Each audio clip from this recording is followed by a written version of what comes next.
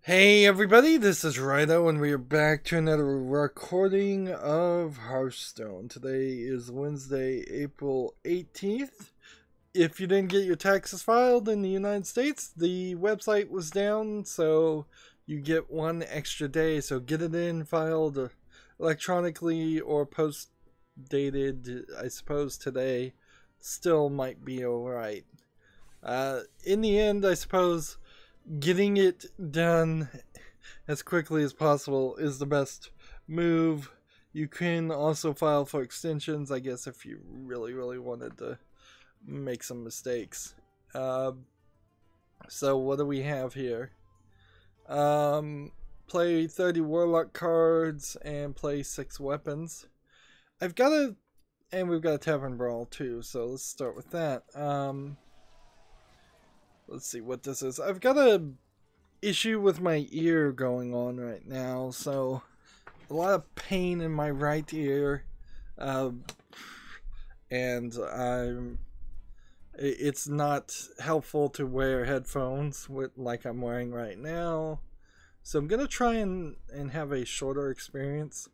Also, in a bigger issue, let's see, every draw is a spell when you really need a minion. Never again. The deck is 30 Raven Idols. Oh man, they've done this one so many times. Well, Warlock cards. Probably won't even play with this, but whatever. The other issue is my internet for the past couple days has just not been working well. And so I'm still sitting on at least a dozen episodes of Darksiders 2. There's probably only about 3 more hours worth of gameplay for doing the DLC content. I did one DLC and it took exactly, well almost exactly an hour and 30 minutes, which effectively what it was one big dungeon separated into 3 smaller dungeons. No real big open world section. It's really strange that you have to go to the main menu to get to the DLC, and it's not just integrated into the main story. Because that would have been a lot nicer, frankly. Let's see. What am I gonna play? I'll do this one, I guess. And I guess we'll do this again. And guess we'll take this. So yeah, in a nice coincidence, I suppose, I am both not really in a good shape to be pre-recording and finishing up Darksiders, even though I'd be very happy to finish up Darksiders and move on to the next thing, since that's been such a extremely long amount of coverage. I'm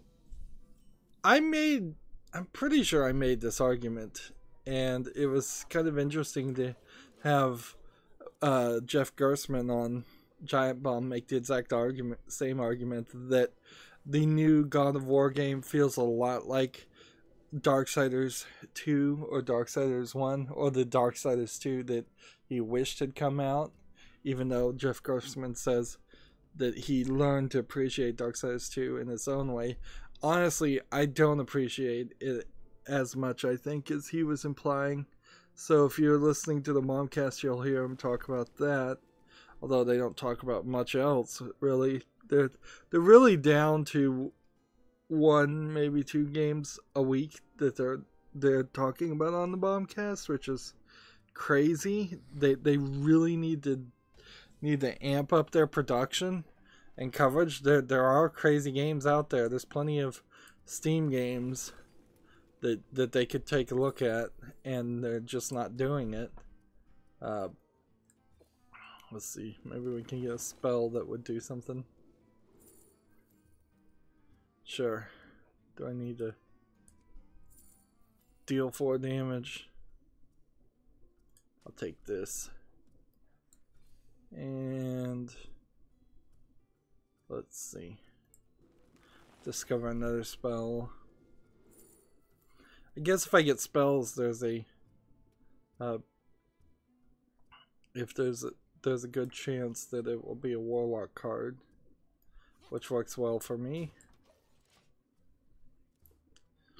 Now I'm not gonna play God of War because it's a PlayStation exclusive, and plus I would wanna, if they brought God of War to PC, I'd kind of want to do the first three games.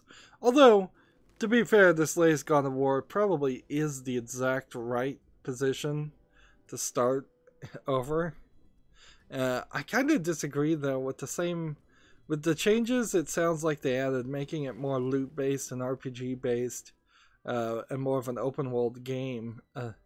Kind of the new version of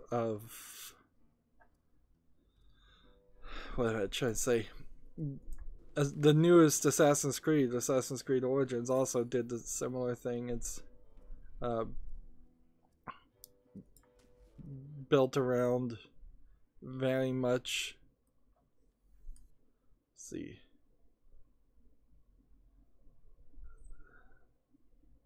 I can discard this card, I don't think. So I'm just gonna summon it. That doesn't really feel like what I'd want in a God of War game, because God of War, for as silly and stupid as its story is, it always kind of has been this hack and slash game, to my understanding, that goes through the story, runs you through the gauntlet of boss battles and large, gigantic monster boss battles, and then you're done. The idea of entering an area and having a bunch of side quests that are wasting your time, particularly with a character like the God of War, who you kind of expect to be the type of person who would not put up with a character telling them to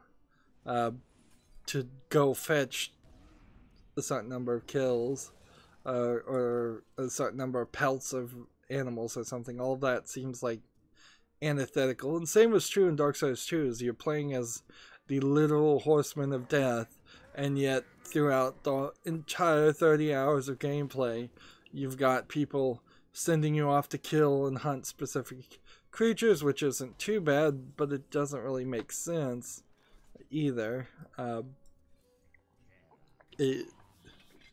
Like, you're in the middle of this experience where you would most definitely want to just be focused on finishing your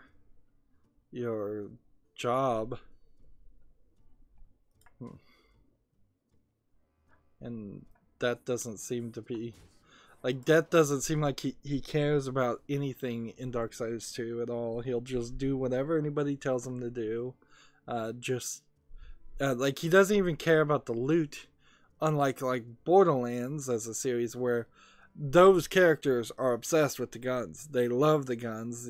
When you're in the menu looking at the guns, you're getting audio feedback. It's like, awesome, so cool, great gun type responses.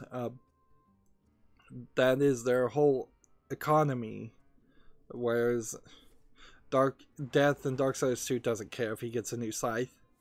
Like, as a player, I care because it does more damage, but it never really amounts to anything.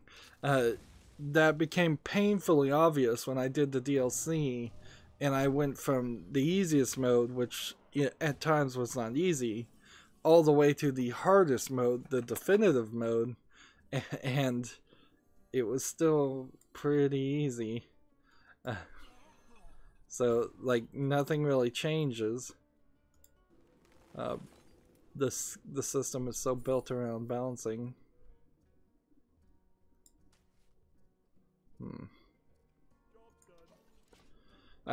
But I did say I want this to be a shorter experience, so let's go ahead, and since we really don't have too much of a catch up to do, there's this Filmstruck 4. Maybe it was supposed to be hashtag Filmstruck 4. I don't know, I copy and pasted it, so it could be somebody misspelled it. That I did on Twitter people pick four. You're supposed to pick 4 movies that influenced you, and then tag 4 other people. Ironically, I intentionally didn't tag anybody, and then Randy Pitchford, the CEO of Gearbox, tagged 3 people. So, and he explained the rules completely in this message. It says clearly right above where he tagged 3 people that you're supposed to tag 4 people. So maybe he tagged somebody who removed their name from it. I guess that might be what happened, or somebody's profile who's private, or maybe has blocked me for some insane reason. Suppose any of those could be the case.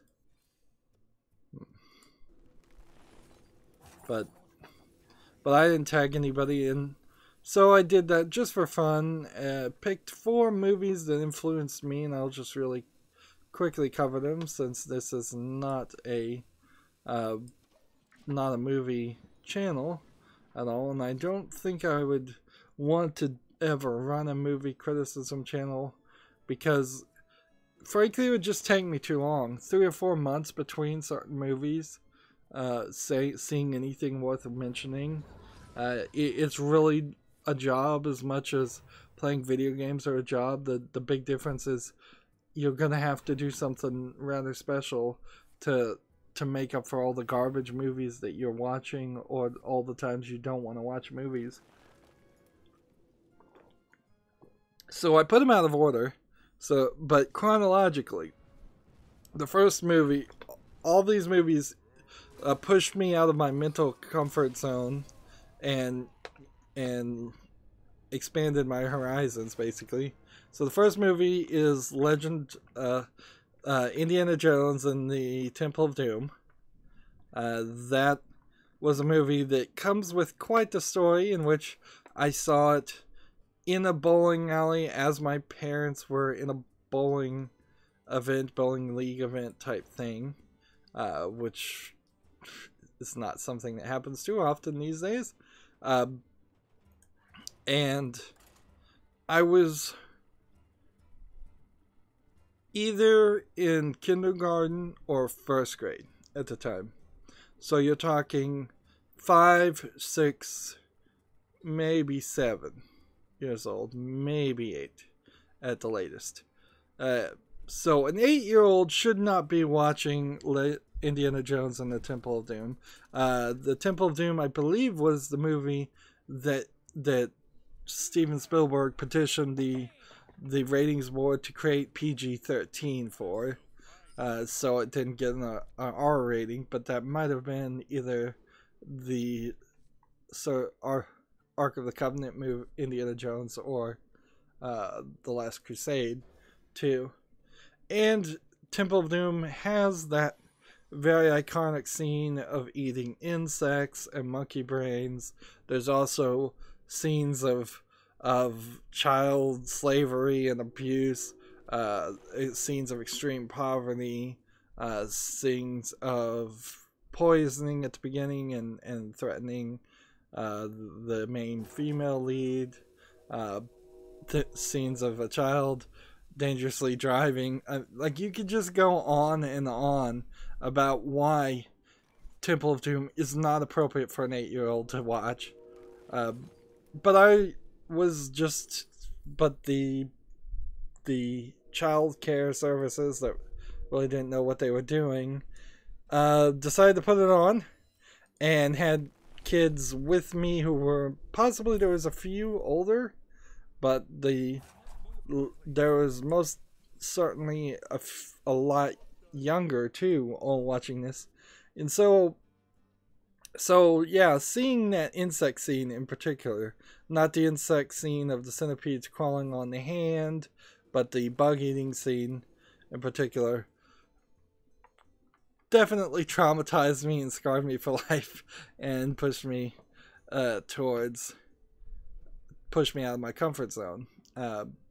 So, I mean, almost certainly that was the first experience in my life where you would have opened your eyes and said, oh, not all entertainment is for kids. Not everything is smiley, happy cartoons. Not everything is okay to watch for every age. That was my first experience of something like that, I imagine.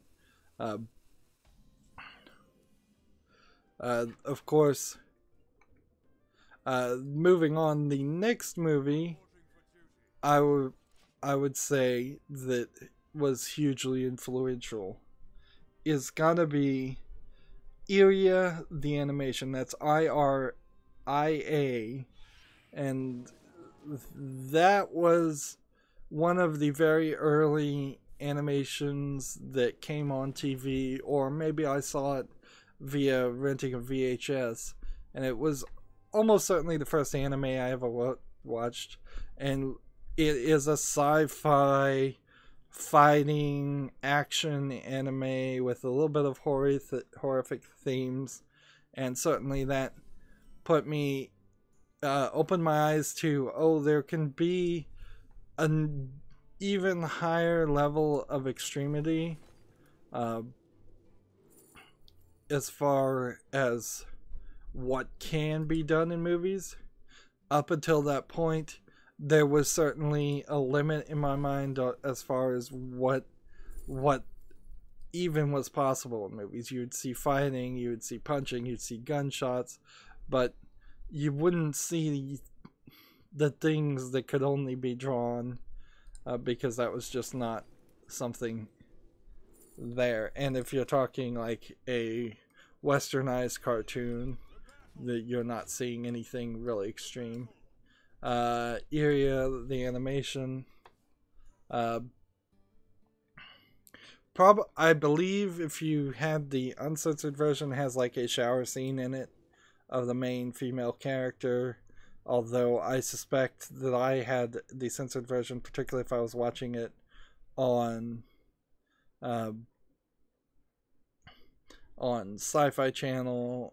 Also, there's a live action version of it, but it is also very unknown, like animation. It's not something where I could have certainly claimed Neon Genesis Evangelion. I certainly could have claimed Serial Experiment Slain, but the first one you see kind of was the interest there, and that was the theme I was going with that. In the same way, I chose Blade Runner. Like, Blade Runner opens the door, I think, more in my mind to a slow, methodical, purposeful story instead of what you normally would see in, or what I had normally seen before that, which was fast-paced action movies such as like James Bond movies might have been a good example of that. Like, when you compare the hero or the anti-hero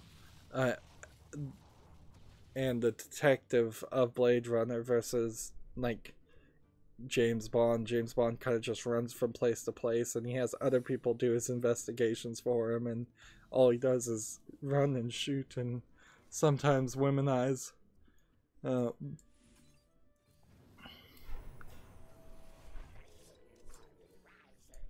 So yeah, Blade Runner adds a lot of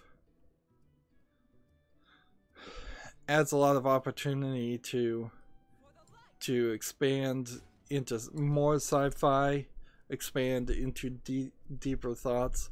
What is it that makes you human or not? Doesn't matter whether or not a character was genetically engineered or not.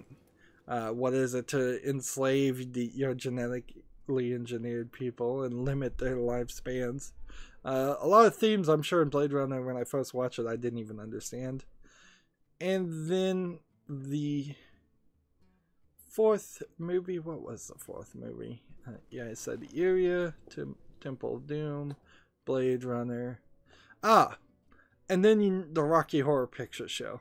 Like, a classic for me that certainly expanded my horizons and put me out of my comfort zone.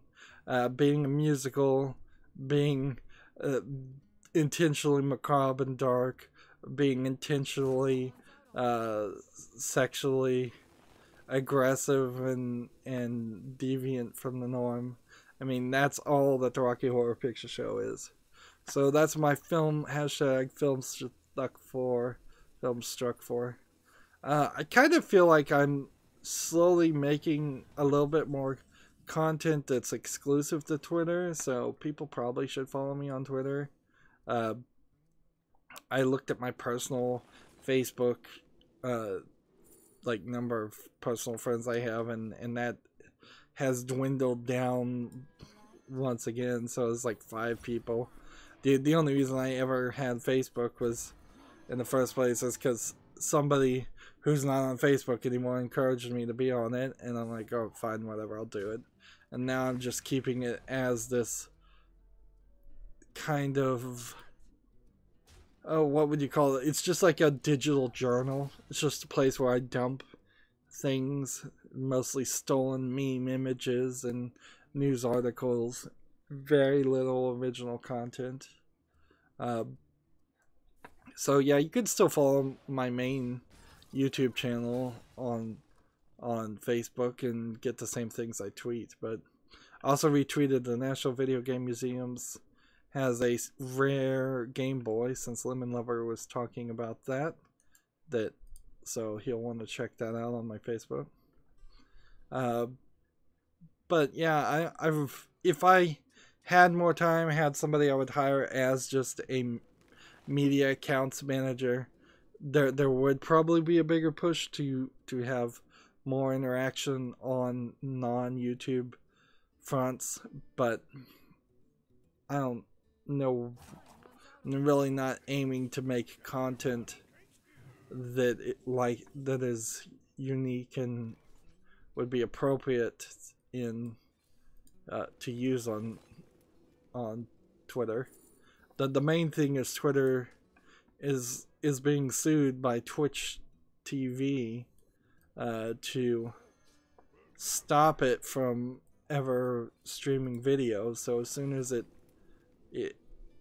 can't do the one thing it probably should do, which is have a streaming video service to compete with Google and YouTube.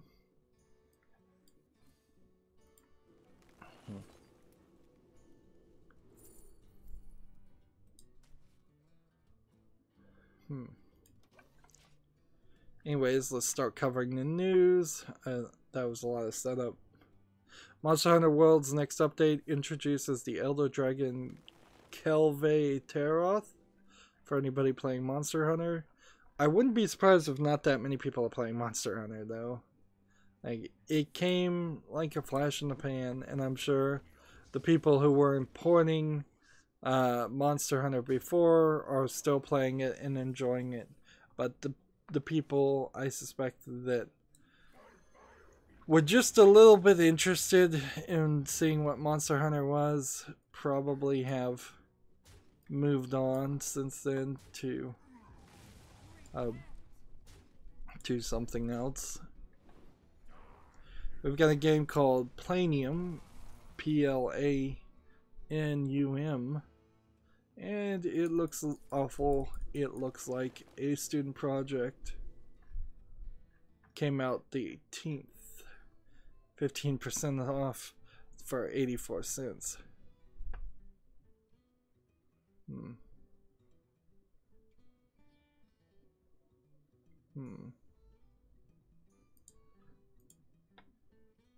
Let's close that.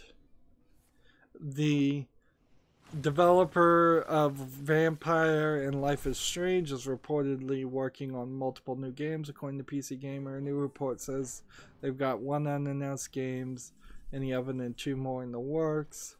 I don't know what in the oven really means.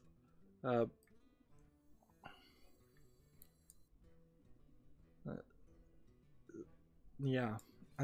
What does that really mean? That was a wasted card.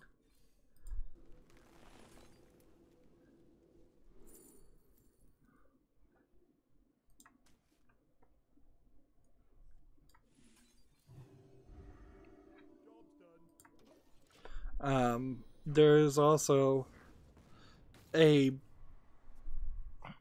thought that Dontnod, which is the developer, is going to go for an initial public offering. I saw a different article about that.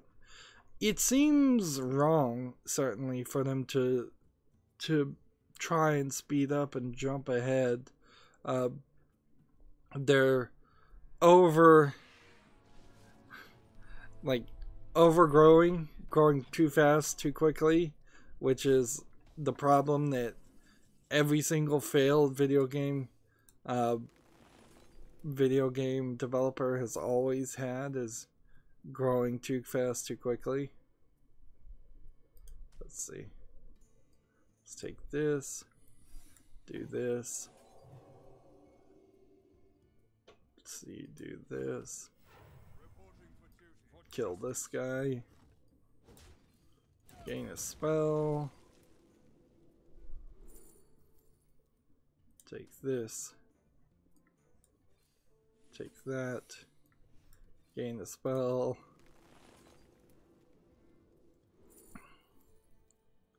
Let's see. Take that. Give me another spell. Yeah. I really don't see how you how this is not going to go badly for Dontnod. Particularly when I feel like Dontnod really didn't even do that great of a job with Life is Strange Season 1. I couldn't care less about Life is Strange Before the Storm. And Vampire isn't even out yet, so maybe that'll be interesting, maybe it won't.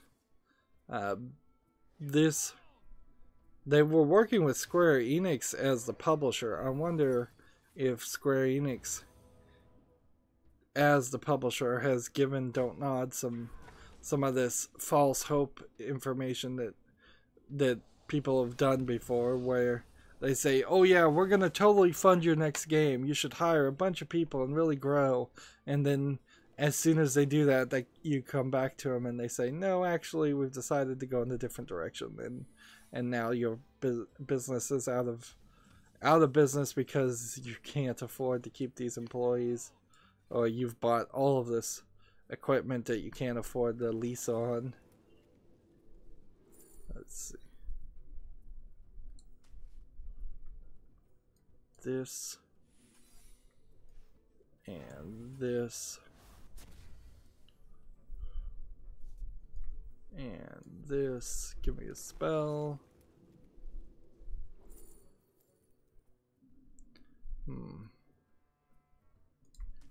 There you go. Eye for an eye.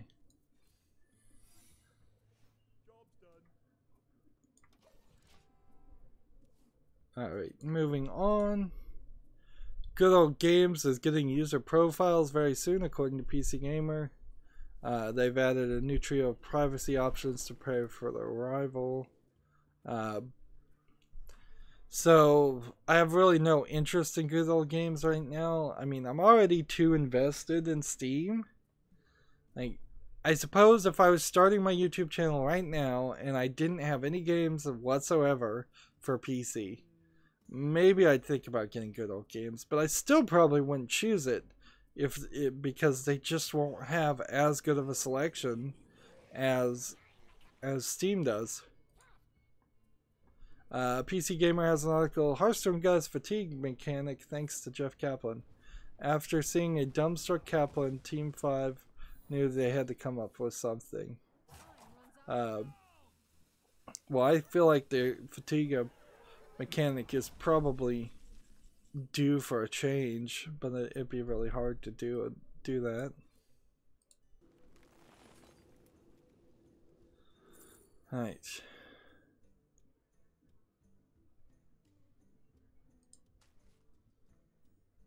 Just play this.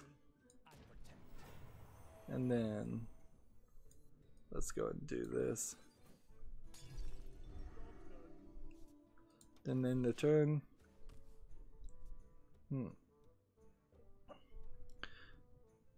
Broad explains that Hearthstone God's fatigue mechanic, which deals escalating damage to players each time they draw cards after their deck is empty. As Barona explains, the fatigue damage didn't always exist, and they only come up with it after Overwatch director Jeff Kaplan played Hearthstone for himself. We were doing a playtest. We asked Jeff Kaplan to come over and try the game, and he got really into it and started playing minions and attacking. He was having fun figuring out what cards to play. He had never played it before. He was excited to get into it. He was very close to winning. Then the computer he was playing against passed the turn, and it said, "Your turn. You lose." And he was like, "What?" In the earlier versions of Hearthstone that Kaplan played, fatigue damage didn't exist. Instead, when you ran out of cards, you automatically lost, like you do in other card games like Magic the Gathering and Yu-Gi-Oh! The problem with this system, which Kaplan's feedback helped Team 5 realize, was that it could make the whole game feel pointless. It didn't matter what decisions he made during the game, he was just going to lose because he ran out of cards. I think the solution, though, should be that if you run out of cards, you take fatigue until your opponent runs out of cards, and then at that point, if both people run out of cards, it's a draw. Like, I think that would be a really cool way to spin it. Both people win at that point, and that makes for an interesting solution, and it adds to the number of wins you might get. But I've said that before. Next story: Gamasutra Twitch reportedly affected by IP bans in Russia. Russian state communication regulators announced it was blocking specific IP address owned by Amazon and Google, which Twitch reportedly being one of the sites affected by the ban. The blanket ban affects Twitch-affiliated streamers, devs, and organizations in Russia who rely on the platform financially. Well, I guess that really sucks for Russian people.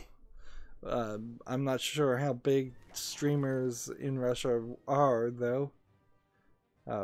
Maybe there was a few of them, maybe there wasn't. Because they don't speak English, they didn't seem like they were showing up too often on Twitch's site for as much as I check Twitch, which is very rarely. I need to get around to start downloading the all my videos and uploading them to Twitch and just seeing what happens. Like right now, that is kind of the answer to everything, is I need to just try things and see what happens.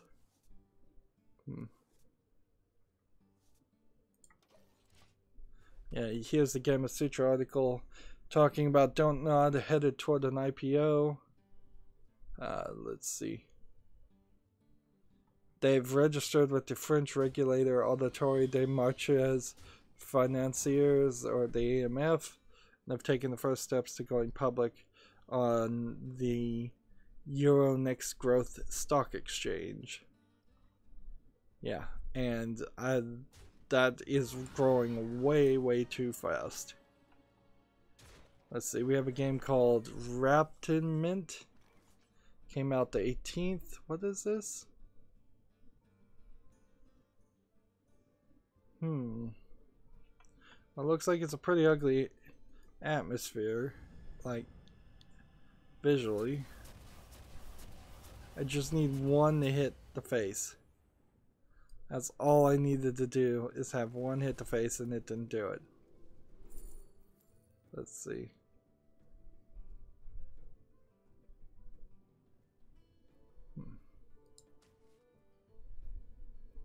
Come on, give me a spell.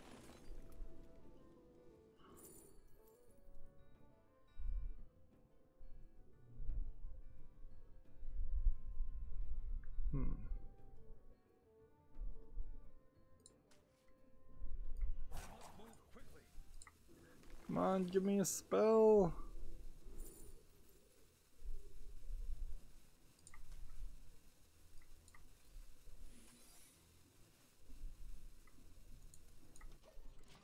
Alright, well, this game Raptinament looks awful.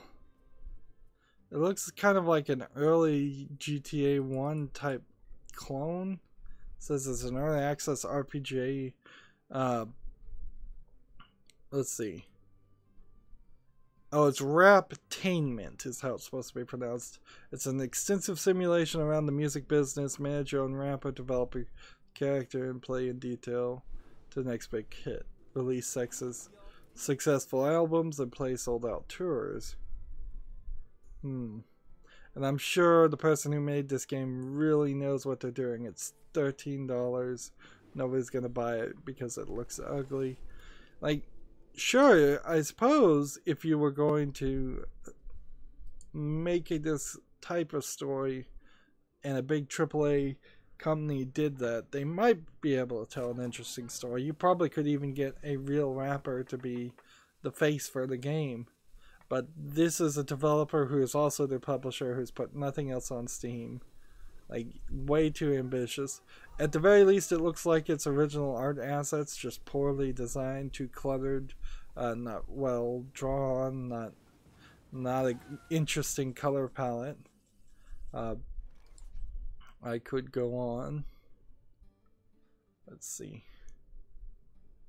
I need one freaking spell.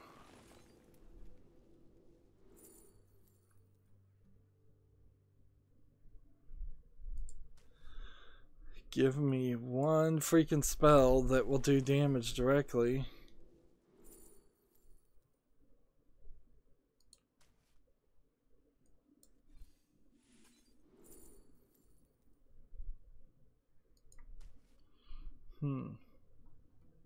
Two damage to all.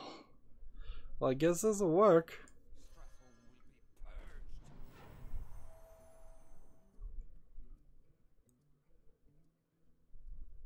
Oh no, that won't work.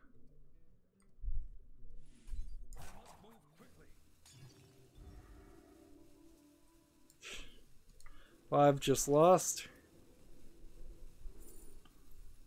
Man, if I had gotten that card a long time ago. Yep. So yeah, forget that.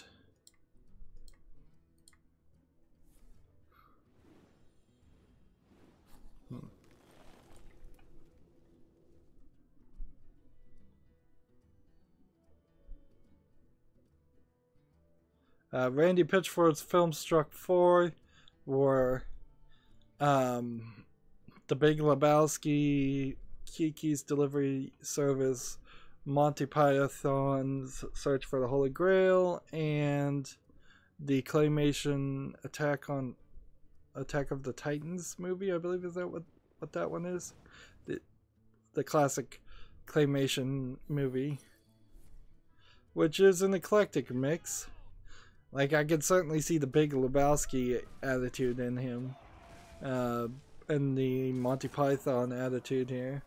I don't know what he really gets from Kiki's Delivery Service or the Attack of the Titans one. If you look at the hashtag Filmstuck hashtag, you'll see a lot of people that don't feel like they are like doing anything really original or being defined by anything very interesting. A lot of the same movies you should come to expect. Let's see.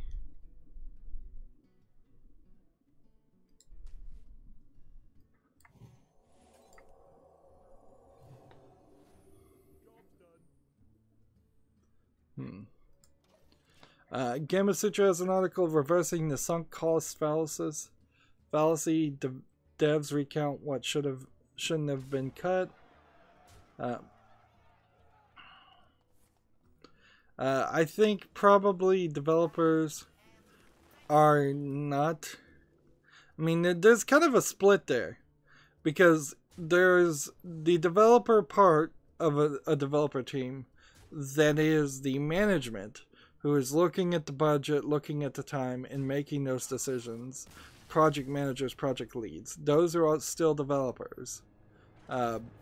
Compared to the split between developers and publishers, where publishers sometimes fund things and publish the games and handle advertisement and stuff like that. And then there are the people who are programming the game, animating the game, doing that. And there's going to be a big chasm between programmers and animators and creative people who want to just always work on things and keep on polishing and keep on adding, to the point where you get something like Darksiders 2 where the game is just way too long for what it should have been. It really should have been like a 15-hour game and turned into a 30-hour game. You could have edited it down so much and improved it so much, in my opinion. So this really isn't an article that I think I really care too much to read. Here's a paragraph that starts, "No cut is harmless." Well, it certainly, I imagine, hurts morale to cut things, but there's also a way to avoid hurting morale too much by not cutting as much as adding. So, like, when you tell people, look, we need to get this done in this week, this is what we're adding, this is what we're working on, that's slightly better way, but a lot of people will still have in the back of their mind this thought that, what about my idea that I talked about that they said they liked, when are we going to add that, when is that going to happen? And then what happens is that the game's ready to ship, it's gone gold, we're not adding any more features. But also in the development process of games, that is alpha and beta. Like, if you have a alpha phase, that's when you're telling people this is what we're going to add, and then the beta phase is fixing those things and getting it to work. It is possible, I suppose, in the beta phase to try to get a mechanism to work that you had added, but then have to take it out because it's just not playing well. But I really don't agree with developers who are going to argue the games are bad because things were cut. It's like an actor saying the movie was bad because they cut out parts of my scenes. A lot of times that might be the case, but way more often than not, it's the exact opposite. Editors know their jobs usually and make movies better. There, of course, have been some very obvious exceptions to that rule. The argument is that the Suicide Squad movie, for instance, was cut poorly. Probably is true. When things are just totally out of order, or when I believe the Batman vs. Superman movie also had an issue of the cut footage being better in the movie than not.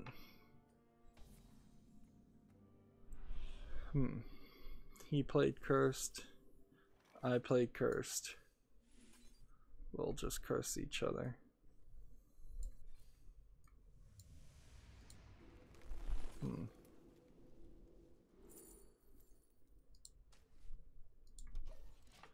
There's a iOS game that's been announced for Japanese closed beta called Castlevania Grimoire of Souls.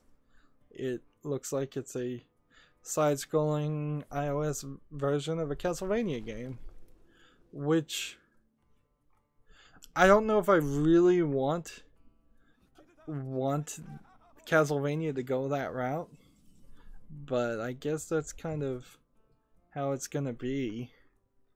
There's some characters they're talking about, but none of it really matters too much.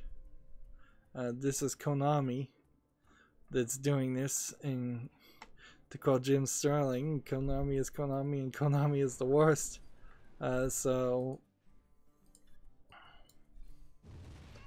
it very well may turn into the first indicator that this is the end of Castlevania as a series. But I mean, Castlevania will just do anything with any of their licenses to make any money. Apparently, according to Eurogamer, modders are recreating the classic Halo experience on PC. It's there's a mod called Halo Online that let's see, what is it for? It's a community made mod that the canceled free PC game based on Halo 3 Microsoft for the Russian market.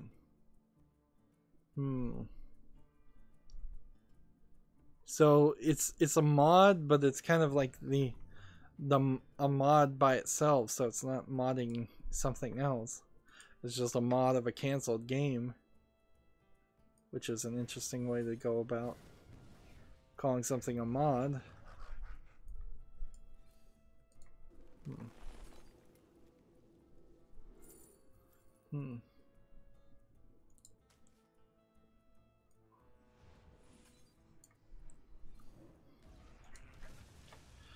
We've got a game called Crazy Science Long Run. It has one review, came out the 17th.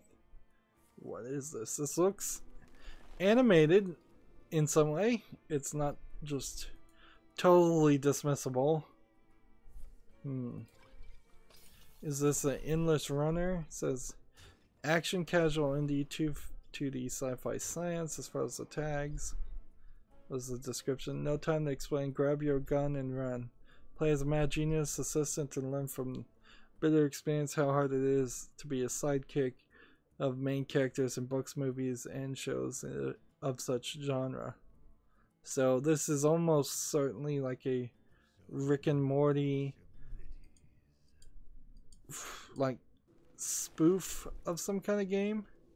It's 25% off for $4.49. It's from a company called Games for Teens, which has some other games: War Criminals, Road Legends, War of Spells, Bomb Labyrinth.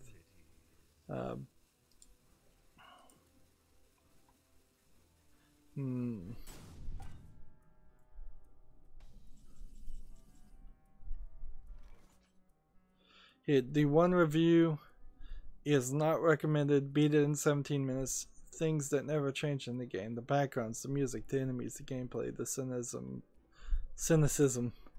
Avoid it. So this is one of those games, Crazy Science Long Run. It probably would have caught my attention and made me fall for it if there wasn't somebody else reviewing.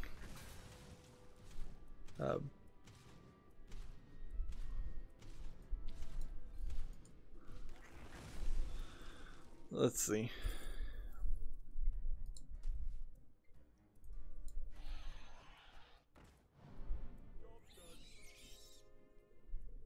Interesting.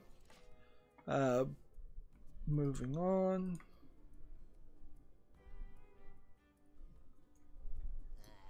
There's a game called Nihilumbra, Nihilumbra, coming to the Switch on May 3rd. Help Bourne find himself and escape an inevitable curse. It's gonna sell for $7.99. It first launched for iOS in June 2017, followed by PC. What kind of game is it? Let's see. You change physics with 5 different colors using 5 worlds as your canvas to transfer them into your will. Let's see. Unlock a great supplies by completing the game. Replayability assured. Voice acting are the tips. It seems like it's probably one of these. What is this one gonna do? Let's do this then. Spells. And we'll take this. And minions. So Nihilumbra looks like it's kind of a dark platformer with some color manipulation abilities that need to hurry.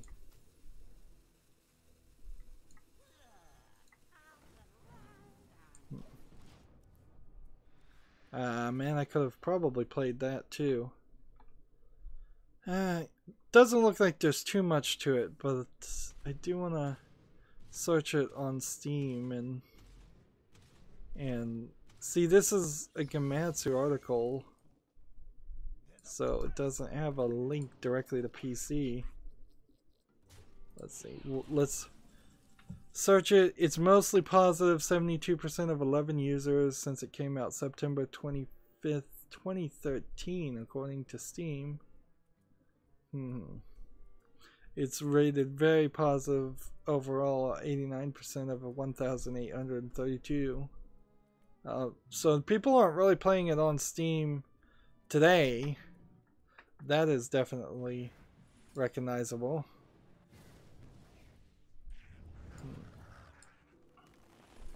Give me another spell to do some damage. We'll just do this. And then we'll just do this.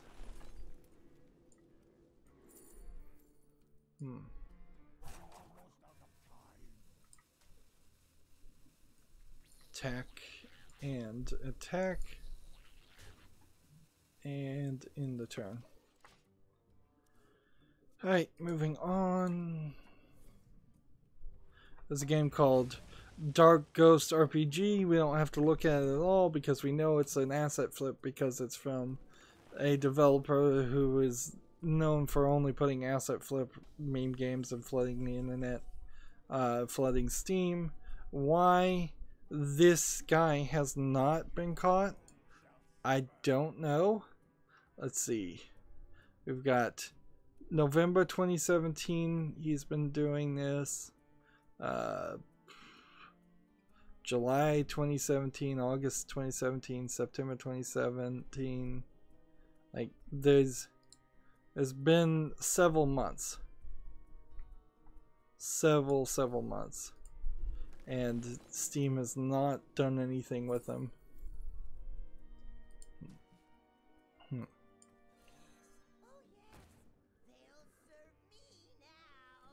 And let's just end the turn. We already talked about EA admitting it got it wrong over Star Wars Battlefront 2 loot boxes. Nobody really believes them. EA has apologized before and not really changed anything. We've got a mixed reviewed 53% out of 15 users game called Rogue Harvest. It came out April 17th. It doesn't look good. It looks kind of like a harvest farming RPG game that may not even be using RPG Maker, and that only makes it look worse. Let's see. See if we can get a negative review.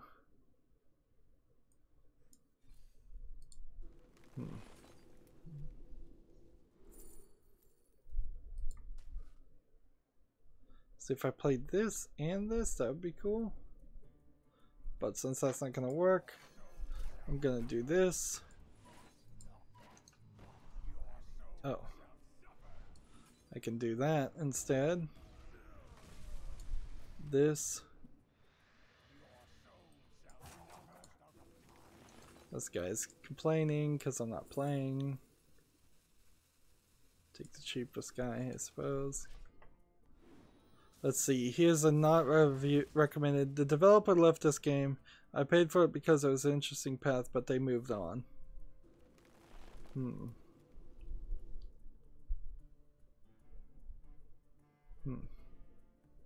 Here's another review. To the developer, as a friend, I hope you remove this store page for this.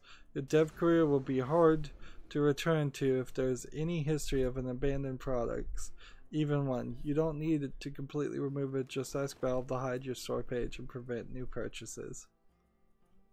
Like, I don't know how it works with Valve, so maybe that's true, maybe that's not.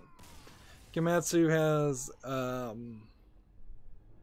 Cosmic Star Heroine for the PS Vita. Launches April 24th in North America. I'm not sure anybody really cares about a Vita game, particularly this one. Looks like it is a badly animated RPG. We are not making much progress here at all. Let's see. We have a game that came out the 17th called Basketball Classics. Looks like a attempt to make something that looked like an old 8-bit NES game with a lot of QuickTime events and mechanics and strategy and RPG things all added together. Like, it is an interesting idea to try to have all those mechanics in the game and then rely on the fact that 8-bit nostalgia might take you a little bit further because you can't animate. But I think you'd be better off just hiring a artist. Let's see. There are 6 positive reviews. There are negative ones, which are a little suspicious. It's 10% off for $8.99, and that's going to be the killer. It's just too expensive. Like, that's what happens every time. It's just too expensive.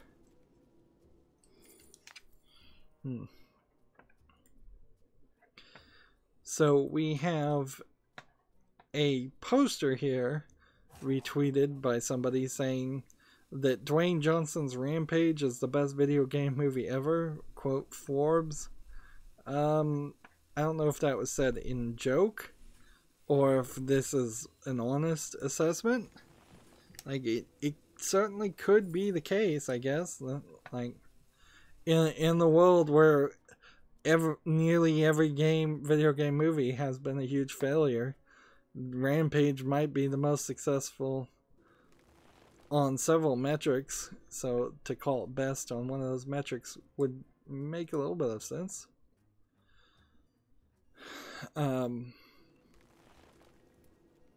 Let's see. There's a fandom article, I don't know, fandom's website, that says exclusive Wave Race producer teases series revival for the Switch. So there might be a new Wave Race game that comes on the Switch. I wouldn't really be super surprised if that did happen. Like, you could certainly make it happen easily enough. There's room enough for every console generation to have at least one racing game on the water of some sort. Does it need to really be limited to jet skis, or perhaps you could expand it to other kinds of boats? Let's see. Play this. And let's get spell. And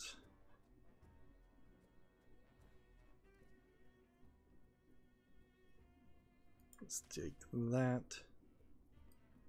Let's see if we get no spell. And take that. And attack. There's a game on Steam called Kolb, K-O-L-B, Antarctica Experience. Seems like it's probably a VR game where you're just standing around the snowfield looking at some penguins wandering around. Like, was that a fully, like, just posed other researchers in the area? Like, they don't seem to be walking or moving at all.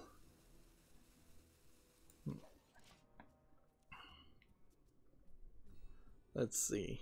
How much is it?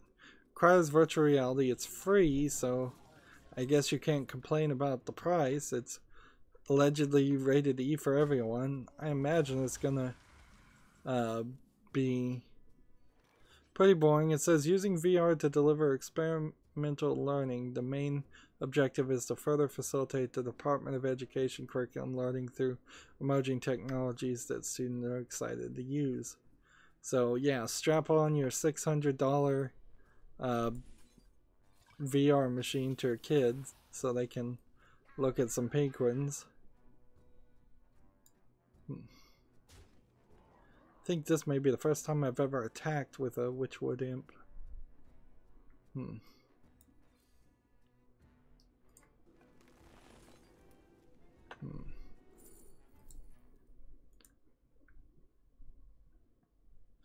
PC Gamer has an article, everything in the side-scroller shooter Heckpoint can be destroyed, especially you.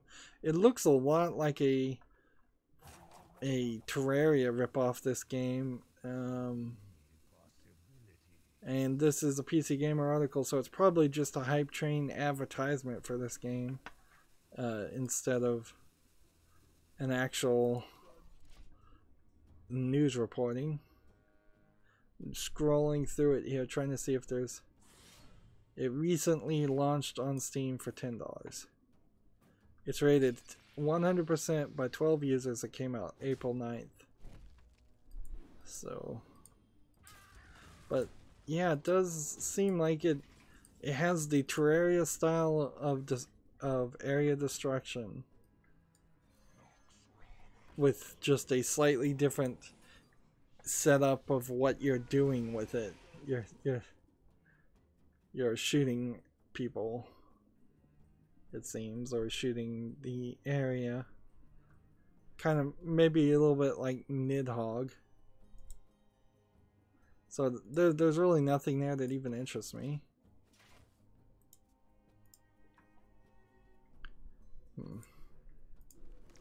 Let's see, AMD fires back at NVIDIA over GeForce affiliate controversy with new Radeon brands. And it's like freedom of choice. This is a PC Gamer article, so still wouldn't really buy an AMD. Let's see. PC Gamer has an article. Fortnite's guided missile is going away for a while. Epic says concerns about the missile's fairness and strength have led them to temporarily remove it, which that seems legitimate as a complaint. And that article caused me to become a liar in my clickbait title. But we'll move on from that. Let's see, there's a game called Nico Atsumi, ATSUME VR for PlayStation 4 that launches May 31st in Japan. Interestingly enough, it seems like it's a cat-based VR game, and it's not with realistic graphics. It's flat pencil graphics, cartoon style cats. And let's see, you can place snacks and playthings, wait for cats to visit, sustain substantial collection features, shots for your cat book. And so it's kind of like a Nintendo Dogs and Cats, except for it's only cats. Let's see, spell this.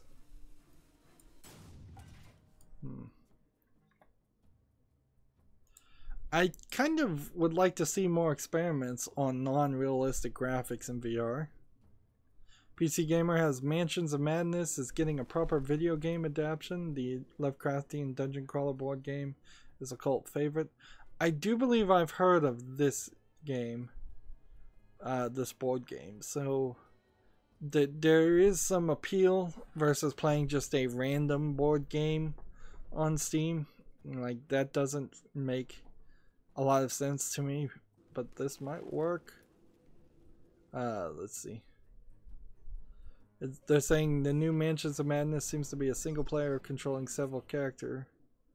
And they've got a Steam page, so I'll wishlist this and keep an eye out of it. It's called Mansions of Madness Mother's Embrace.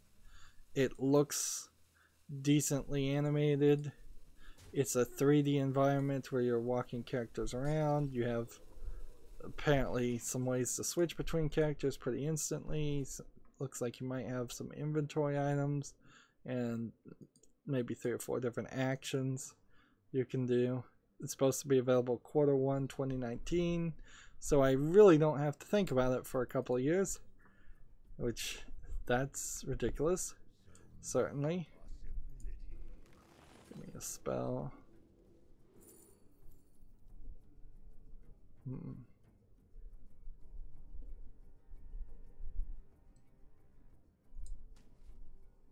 Let's see.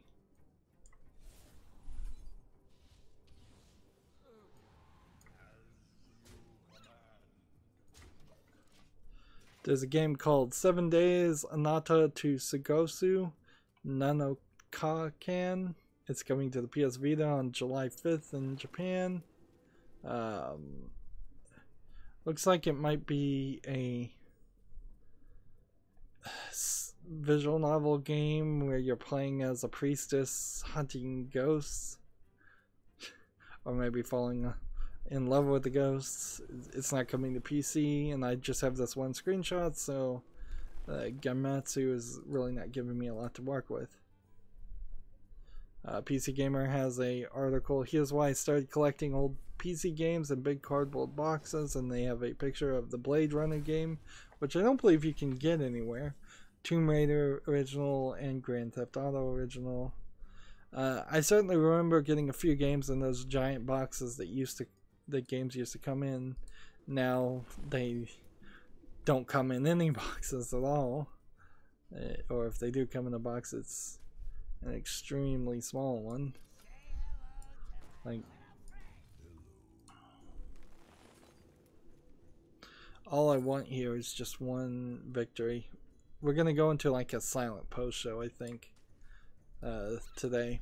Yeah, I just want to finish enough of this news out.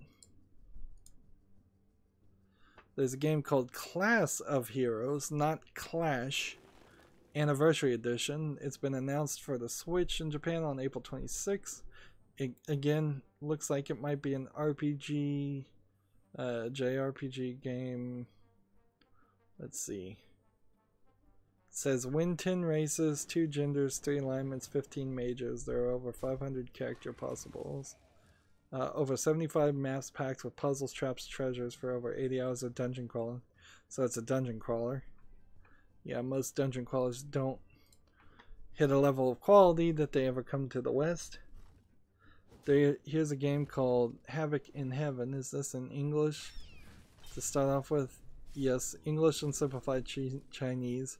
Like, I could tell you with a name like that, immediately it's going to be some kind of Chinese company based game. What kind of game is this? It says action simulation strategy.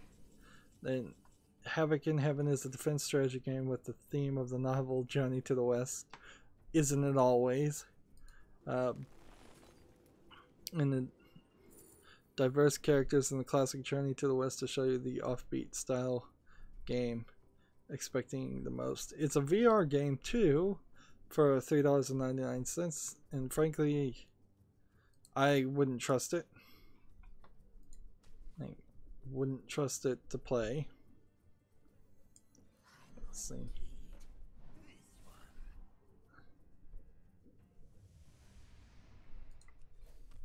Gonna have to do this and do this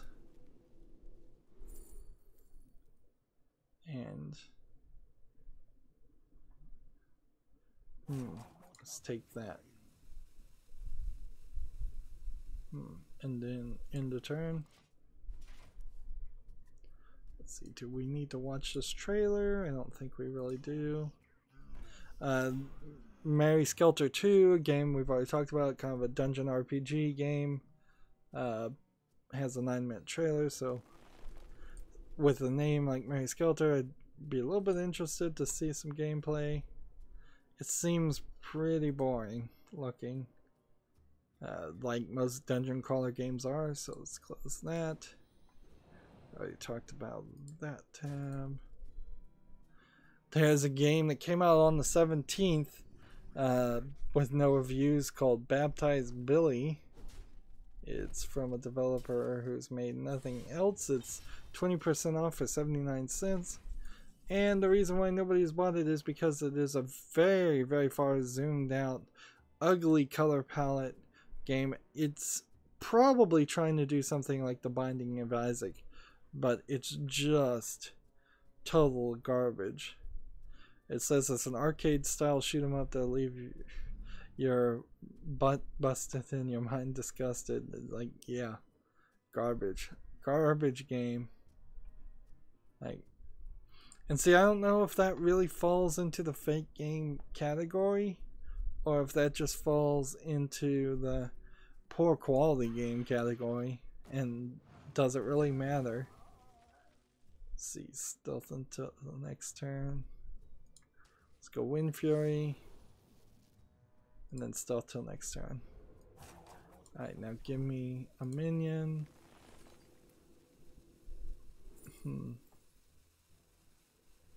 And we'll take this, and we'll do this, and then we'll do this.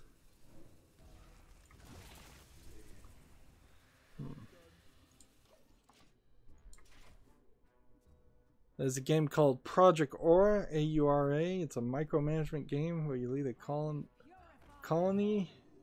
It's rated mixed at 62% of 24 user reviews being positive. Let's see what it looks like. It doesn't look too bad, actually. It looks like City Skylines, except for colony things. But I guess there's a lot of room for good mechanisms and good interfaces that I wouldn't really be able to tell in screenshots.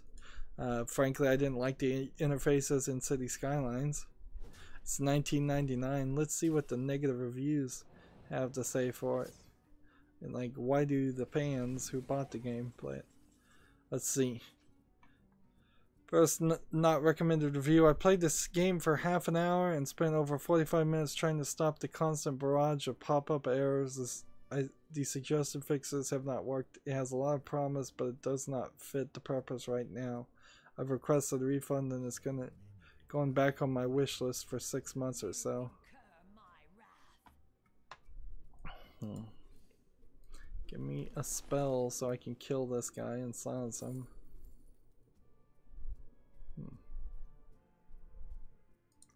Do this. Do this. Give me another spell.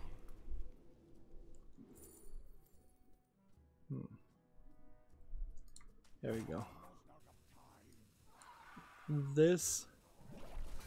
And then this. And then this. And then in the turn. Next, not recommended, said game still needs a lot of balance, and then it goes on for a very long paragraph explaining more problems with the game, so I can certainly see why nobody would want to play that. Next game we have on Steam is called Legend of Long Night. It's like, says it harkens back to the online real-time strategy games. The game features current popular game trend and adds a survival mode. So this, it looks kind of like a Dota style game. It's a little bit more zoomed in than you would play in a modern Dota game. Like, and it's early access, massively multiplayer. Says it has single player too. 40% off for $2.99. This is just not a game that would ever have any support. So there's only one negative review coming up, and it's not even in English. So yeah, like, the developer has only one game on Steam, and they're gonna try to make a massively multiplayer game. That doesn't make a lot of sense.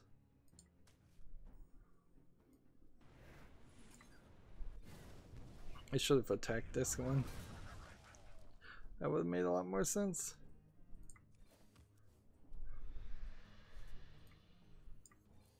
Give me a spell.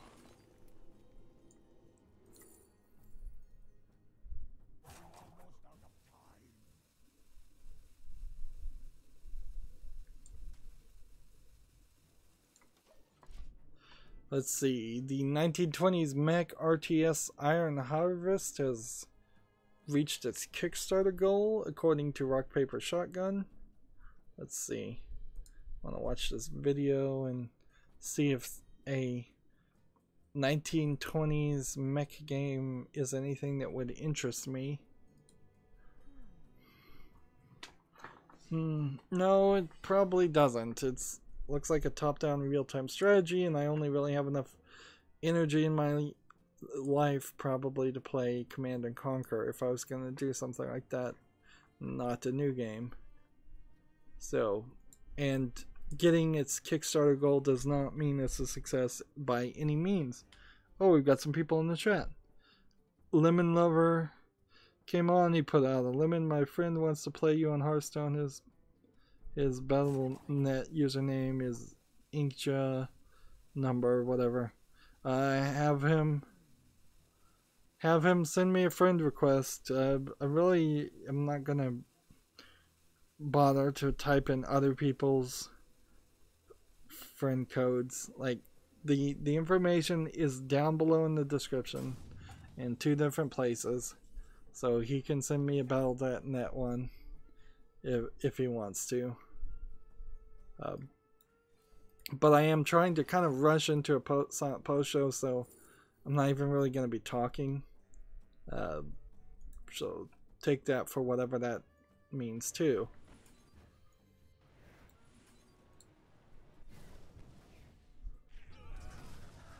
Deal 2 damage. There we go. Lemon Lover said got it. Yeah.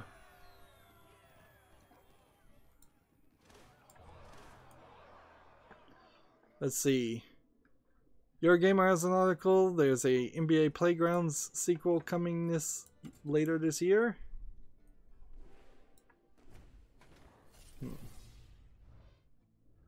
see. Let's see if we get any good pack. Nope.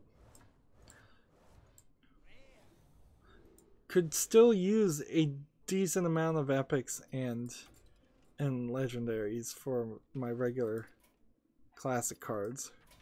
Like only 3 of those were extra, and then 2 of those are new.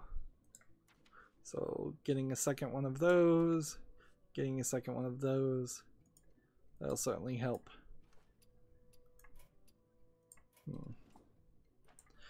I probably should play with hsreplay.net again, since I'm trying to upload things and because of my ear hurting, and so I can't really record as much because of all of that on top of each other.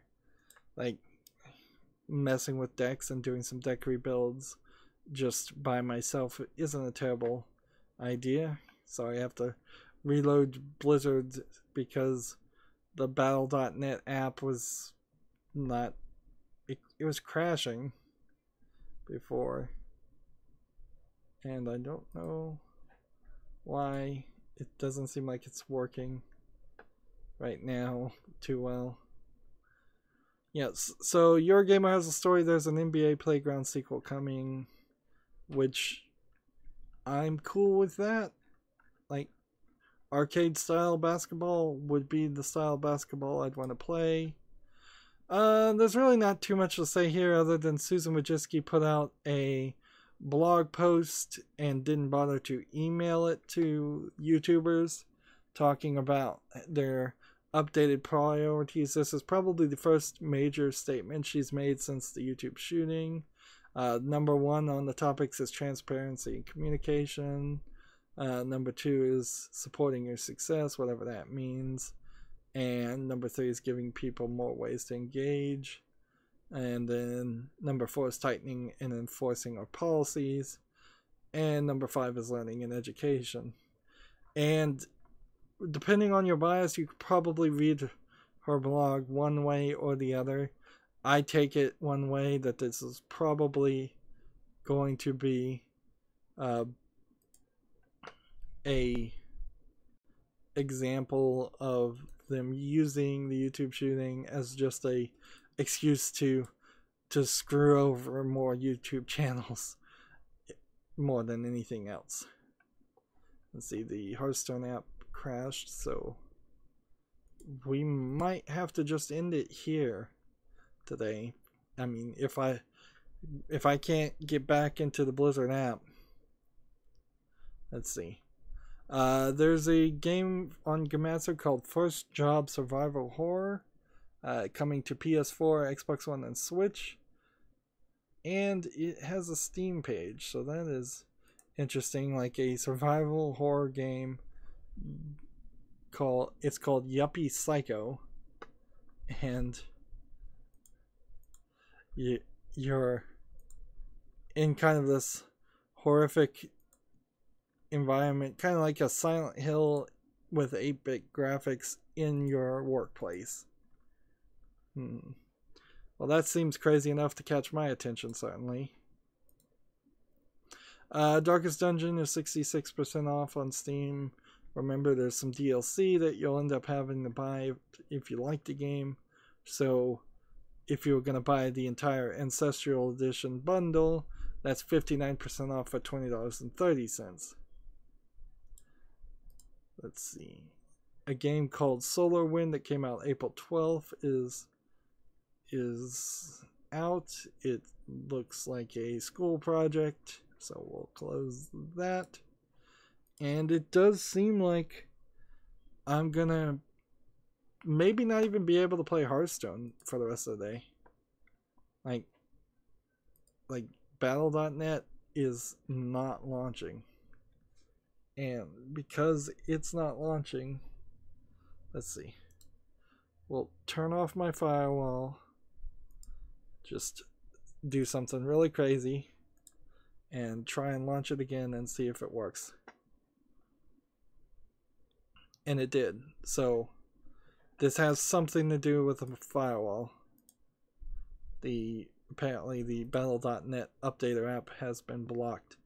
There is this advertisement on the Battle.net launcher that is log in now and get 3 packs, but since I've already done that, the advertisement hasn't gone away. So it really feels like false advertising for me to feel like I'm going to log in and get 3 new packs, and I really don't get it. Let's see, what do we want to trade here? Specifically warrior cards or 6 combo cards? Which would be harder to do? Yeah, let's get rid of the combo cards.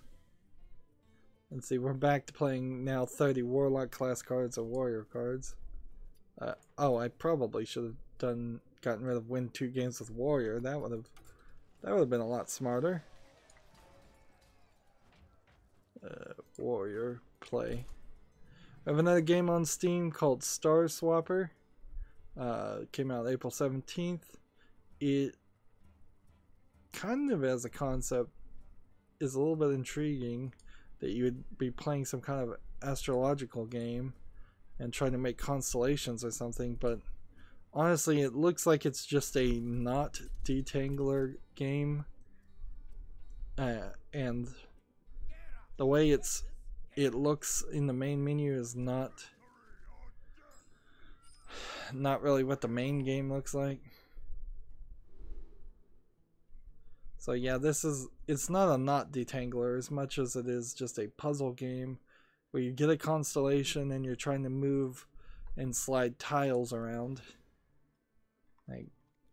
So not only does it look like it would be an incredibly easy puzzle game, it looks like it's boring. 20% off for $3.99. I could see when nobody's gonna buy that.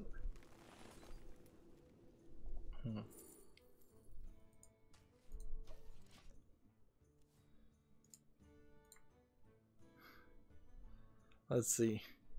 Here's a game that's all in Russian in the name, and then it's / Game of the Forgotten Gods Wake Up. And looking at it, it does not look good. You know what it is? It's a bunch of asset flips just done at such a poor quality that it's hard to even recognize this fake game as an asset flip game, because most asset flip games now at least have enough quality in them that you would have an idea, you'd understand that, oh yeah, that's a fake game. But this one is so ugly. It has me scratching my head a little bit. Well, nothing more needed to say there. No reviews, clearly. 15% off for $5.94. Kotaku had an article that somebody retweeted. Game collector finds drugs hidden inside NES cartridge. And it's showing a picture of an NES cartridge that looks like it was damaged at some point, maybe in opening it, or maybe not. And it's full of foil lined packs that one assumes is drugs. It's not actually showing drugs, so for all you know, this could be just some other scam going on, but he certainly didn't get his classic NES controller. Let's see what the article actually says.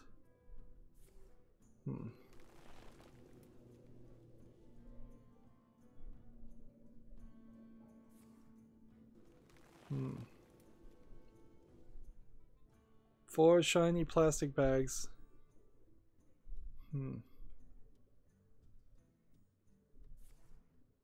And they don't even know what kind of drugs it is, so...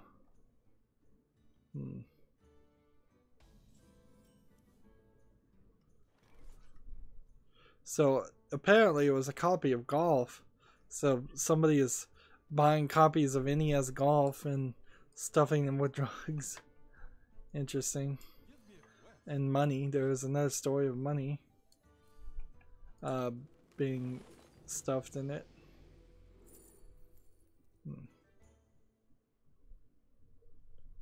Let's see, I guess we could do this, but we don't really need to. Let's do that.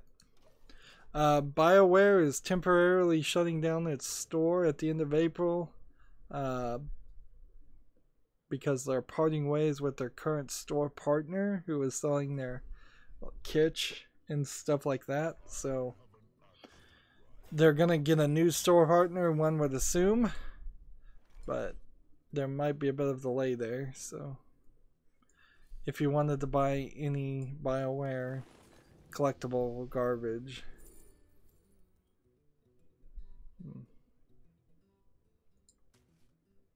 let's just keep on drawing.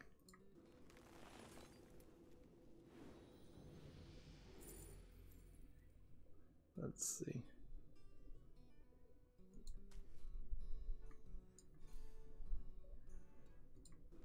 Guess I need a spell.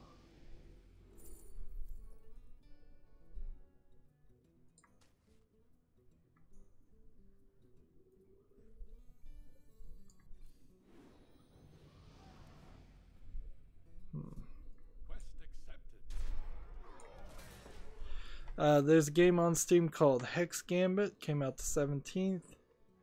It looks nicely animated, but I'm not sure it's actually an interesting game. It says it's early access indie strategy tactical. It has 2 user reviews. Apparently it's also coming out this summer on Switch. Multiplayer only, so that solves that. 10% off for $11.69. Let's see what the reviews are. Like 4 positive reviews, which is a little fishy. We have another game on Steam called Try to Seize Me. No reviews. Let's see what kind of game this is. Play with your friends. Cops and robbers would take each other out. The game is focused on playing with friends. Robbers use traps to take out the cops, while the cops use their trusty batons. So not much of a game here. It's probably built off the back of a Valve property.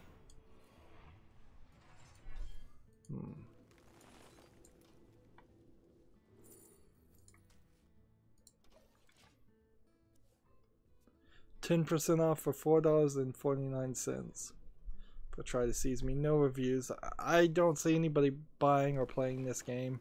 It doesn't look good. It looks like an asset flip. It looks like this is Counter-Strike Go skins, or, you know, Source skins, whatever those are that everybody uses and can use.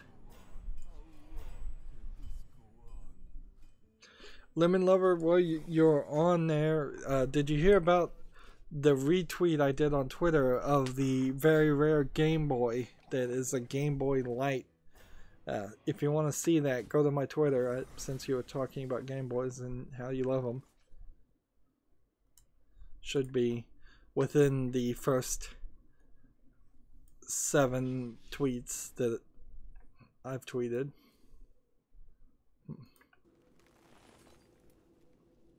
Let's see, Google Play is under investigation by the South Korea's FTC over market abuse.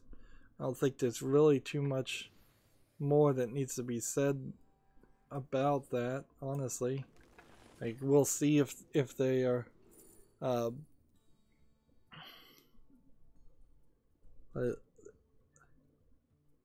how things go. Let's see.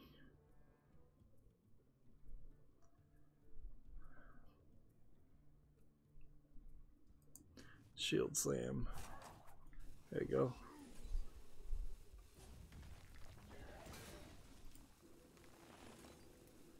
Come on.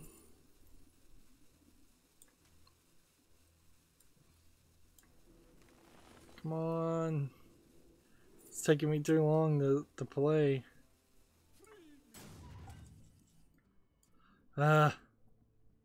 Apparently the FTC, South Korea FTC, is asking whether Google asked people to launch their games only through the Google Marketplace or to not launch games via any other marketplace.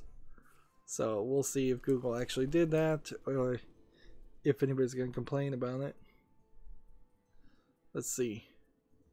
The musical adventure game Figment is coming to the Switch May 31st, PS4 and Xbox One later. I believe Figment is already on Steam. Yeah, it came out September of 2017. It's rated very positive, 92% of 96 reviews. So that would be a good one for me to play and try to get out as people are potentially playing it on new platforms. Like, those are the type of games that I typically would like to get finished and played earlier, compared to just some retrospective games that nobody's really thinking about or interested in. Let's try it. Let's take this and do this. Oh, I should have done actually this so it was damaged. Oh well. There's a game on Steam called Dr. Pills. It looks like Dr. Mario. And I can't really object too much about making a Dr. Mario game. There is a slight difference here in that the play field looks like a stomach. So it's not just a square play field where pills come down and you can move them around. There's 5 user reviews. It's 40% off for $1.19. Let's see what the negative reviews would be, because there's like none. 5 positive reviews. The graphics aren't that great, and I was never really that big of a fan of Dr. Mario though. So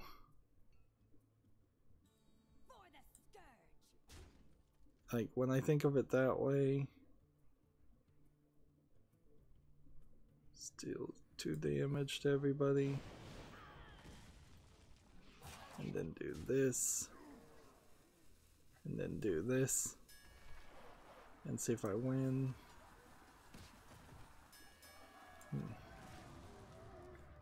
Oops, ended my turn early.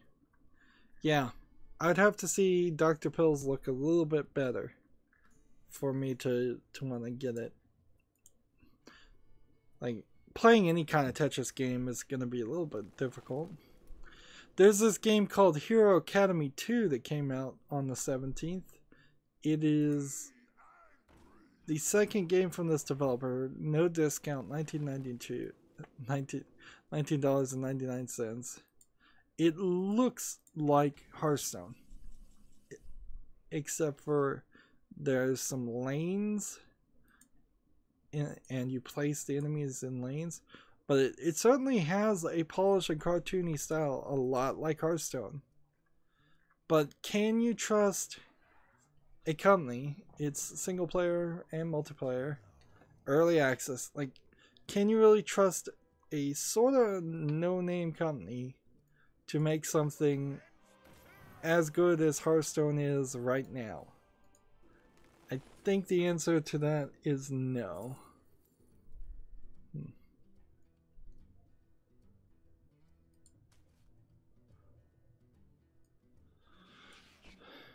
Let's end this turn. So, yeah. If Gwent wasn't going to win me, if Fable Fortunes wasn't going to win me, if the Elder Scrolls card game wasn't going to win me, if Magic the Gathering and Yu-Gi-Oh! Isn't going to win me, I don't think Hero Academy 2 is going to win me. There's also kind of this weird thing that how can it be Hero Academy 2 when they don't even have Hero Academy 1? Like, the publisher is the publisher for Hero Academy 1, which is $4.99 right now, and it's rated mostly positive, 72% of 427 reviewers. But can you really have a sequel? Well, I guess maybe the Hero Academy 1 does look pretty bad, but wow, think about for a second if Hearthstone, instead of just improving things, decided to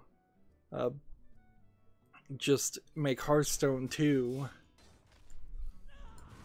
Yeah, that would be such a sunk cost investment.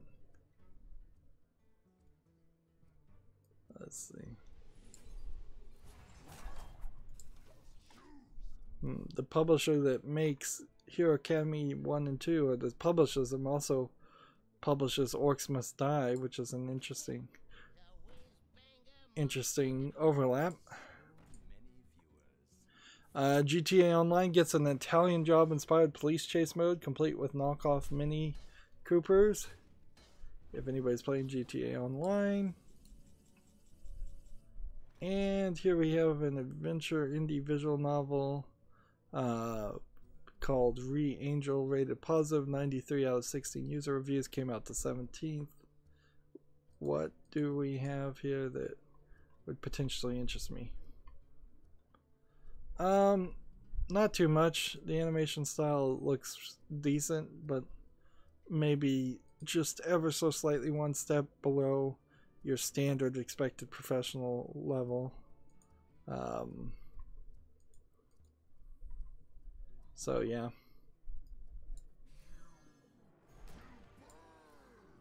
Give me a spell.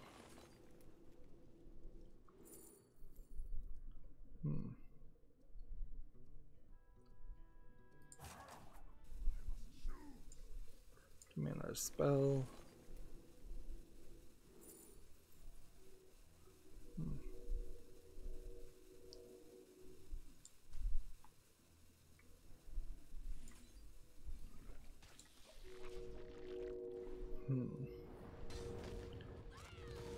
English language not supported. Okay, well, Re-Angel then 15% off for $13.59 would have been too expensive anyways, but if it has no English language, I could just close that. I wish the English language not supported warning came up higher on the Steam page, so I don't have to scroll down. Dark Souls Remastered for the Switch has been delayed to summer. PS4, Xbox One, and PC version still launching May 25th. Not super surprising that something like that would happen. It's probably a lot more difficult to make a Switch version of a game than it is to make any other version of a game right now. Let's see. Give me another spell.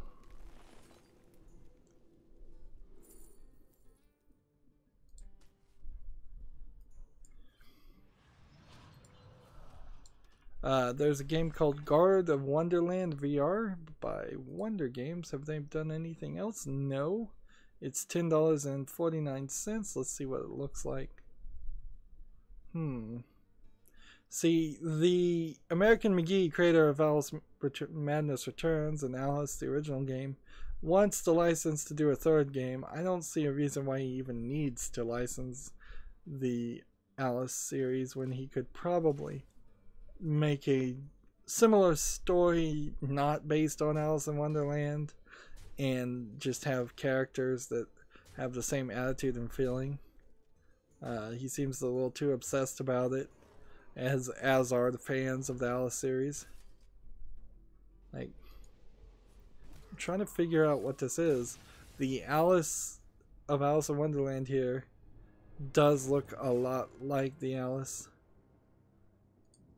but I don't understand the VR element here, because this seems like this is mostly some kind of, it's a visual novel in VR with a female protagonist. Like, this doesn't make a lot of sense at all. Let's see, 30% off for $10.49. Do we have any reviews of this? Let's see, recommended. 4 positive reviews, which is a little suspicious. See, I might be interested in playing Guard of Wonderland VR if it wasn't a VR game, because then that would open up the potential to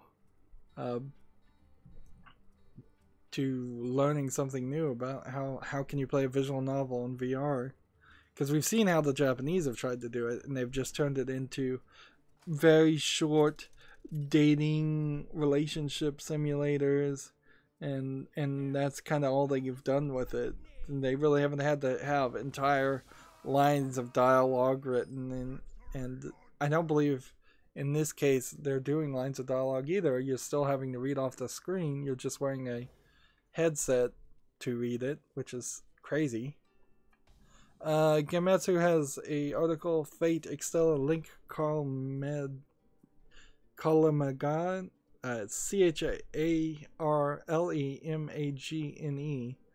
has a short gameplay video. Let's watch this and see what this is. Like, what kind of dungeon crawler JRPG is this? There's a bunch of screenshots first.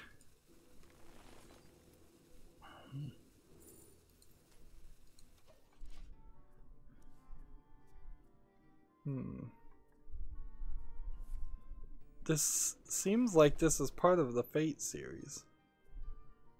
Oh, it is part of the Fate series. Yeah, I forgot the name of the game I was looking at. I'm like, wait a minute, this seems like the characters from the Fate anime series, and I'm like, look back up, it's like, oh yeah, that is part of the Fate anime series. So, like, after scrolling down about 20 screenshots. Yeah, it's a JRPG.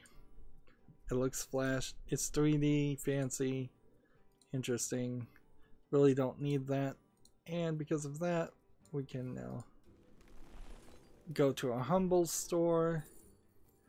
And we're approaching the end of this stream. We'll go into a post-show. Apologies for being pretty abrupt and just really making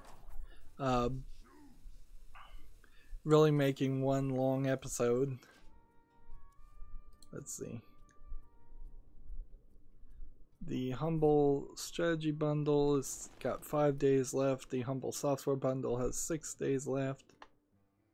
Let's go back to Twitter now and see what we've got on Twitter. Lemon Lover said, I've heard about a Game Boy Light, very rare.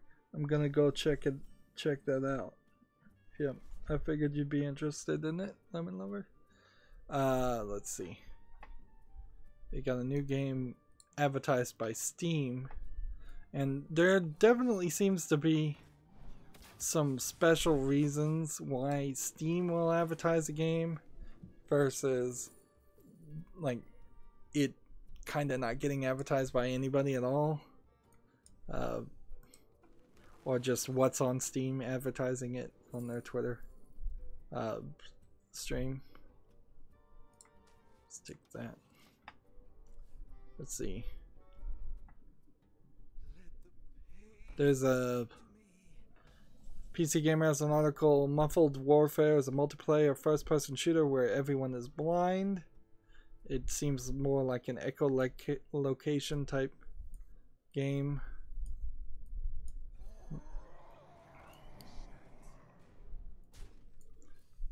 Give me a spell. Execute. I'll take that.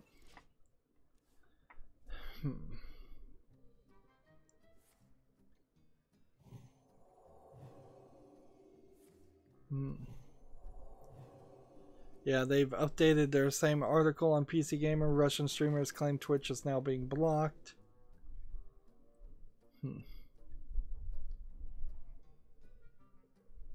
Let's see. Gamasutra has an article. Into the Breach, designers explain how to follow up from a hit game.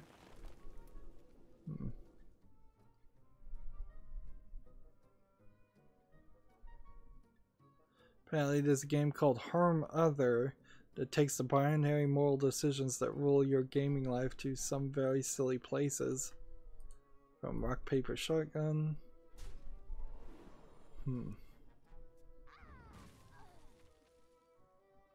Scroll down. Fortnite Mobile nabbed $25 million in revenue during its first month.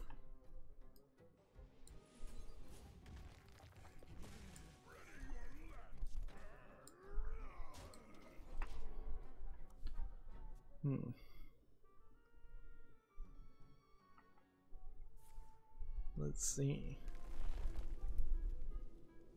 Gamasutra has an article on how psychological experiments influenced the design of Vault 11 and Fallout New Vegas. I'm sure that's an unimportant article. Gamasutra has an article on how to market a game with a minimal budget. Well, I can tell you, don't spend $100 and put it on Steam Direct with no advertising. Honestly, hire an advertising company. Like, have a real push, have a real idea, get a loan, give your game a chance.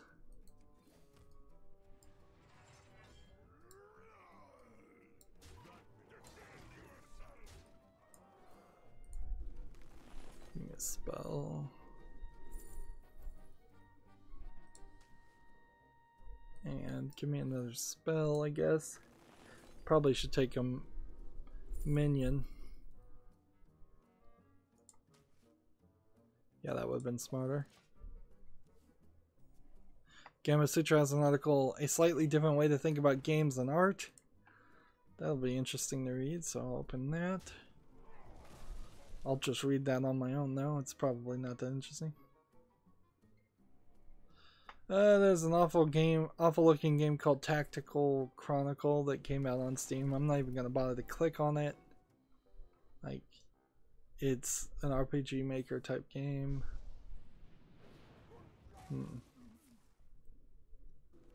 PC Gamer has an article. We had a lot of fun playing VR mech combat game Vox Machina, which I bet it's not out anytime soon. Let's play that. Can't recruit a minion because I don't have any minions in the deck. Let's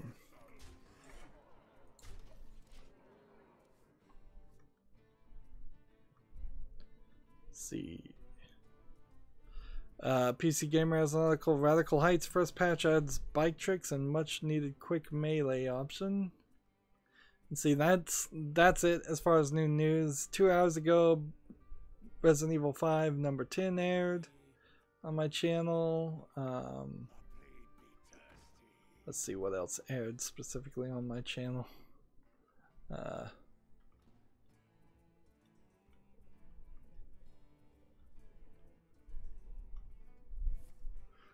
this will be our last game. And then Strider number 6 came out 3 hours ago on my channel. I really wanted people to get into Strider too and check it out. Very interesting game that to just be a remake of a sort of unknown game and then be its own forgotten remake. The forgotten remake of a forgotten game. Like Bionic Commando is a very similar game. Episode 11 aired 4 hours ago, so great time to catch up on that. This guy still has charge. They still got a couple of people to charge.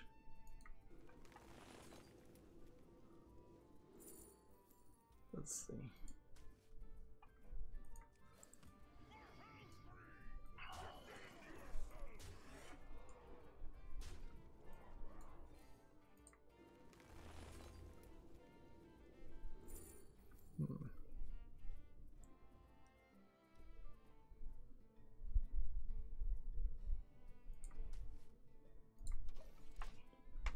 And let's continue scrolling down.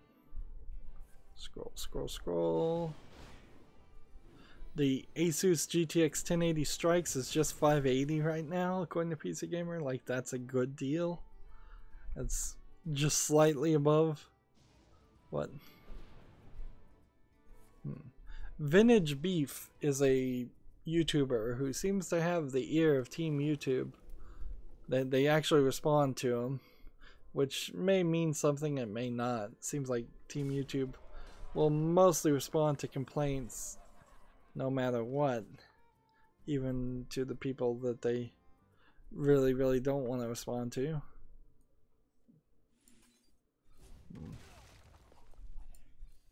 Give me a minion. It's kind of unlikely I'd get a spell that would let me do. Let's go ahead and do that. Just trying to play out warrior cards. Although I don't even think I'm supposed to be playing warrior cards. I think I'm supposed to be getting warrior victories.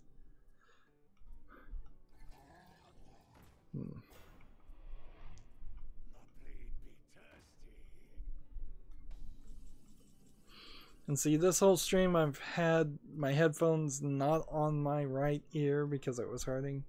Well, for most of the stream, after about, let's say 20 minutes, I did that. So I probably potentially sound a little bit different. Maybe, maybe not.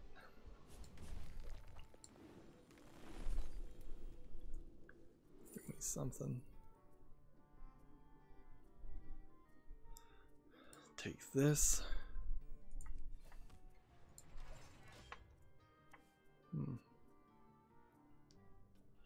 PC Gamer has an article. Suspect in massive Iceland Bitcoin heist busts out of jail, escapes to Sweden. That's an interesting story.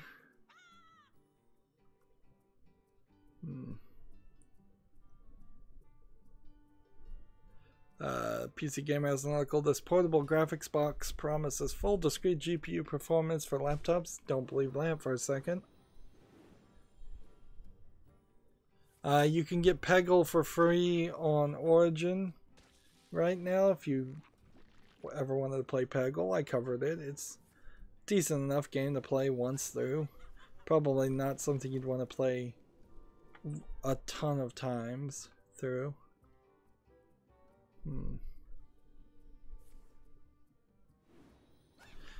DNA and Platinum Games announced a samurai action game, World of Demons, for smartphones. That'll be interesting. We'll talk about that on Friday.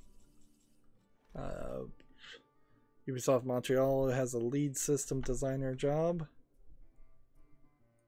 Let's see this. Give me a spell. Should have done that first.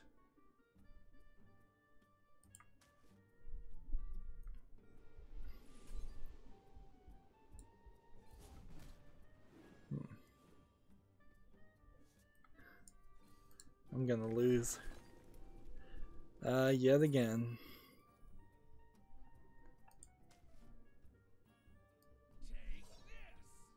Yep, I am gonna lose.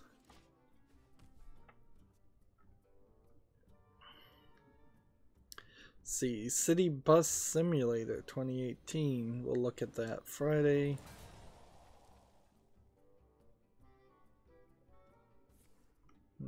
PC Gamer has a article, Minecraft console commands and cheats every player should know. I probably know most of them, if not all of them. And see, this is weird because I'm scrolling down past the point where I thought I'd seen all the news on Twitter, and Twitter just freaking recreates your feed. It seems like sometimes things are there that you just that weren't there before.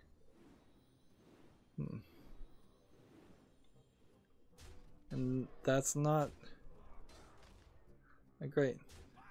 Apparently Platinum Games is making what looks like the spiritual successor to Okami. Is that the World of Demons cell phone game, or is that something different? We'll have to find out Friday. I'm teasing now.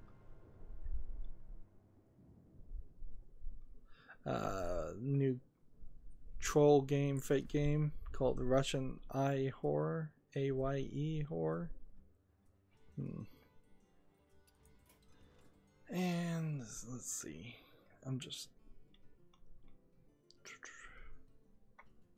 PC Gamer has an article, how authentic is PC building simulator really? I'll read that for my own interest.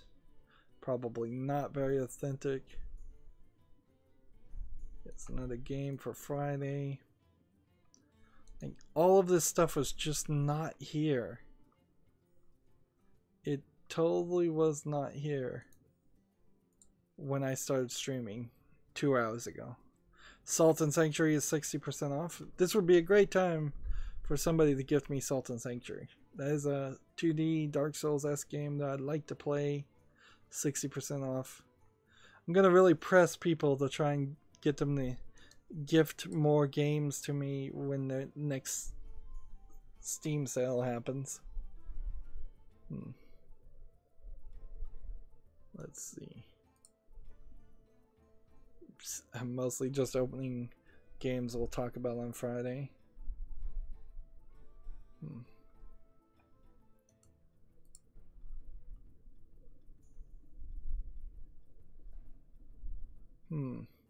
Apparently Eurogamer has some concept art for the canceled Time Splitters 4.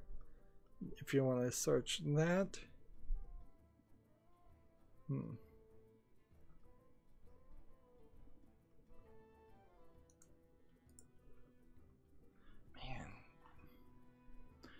What am I supposed to do? What am I supposed to do when my Twitter feed, my source for games, decides not to show me any of my feed? I'm just scrolling down more and more and finding more and more content.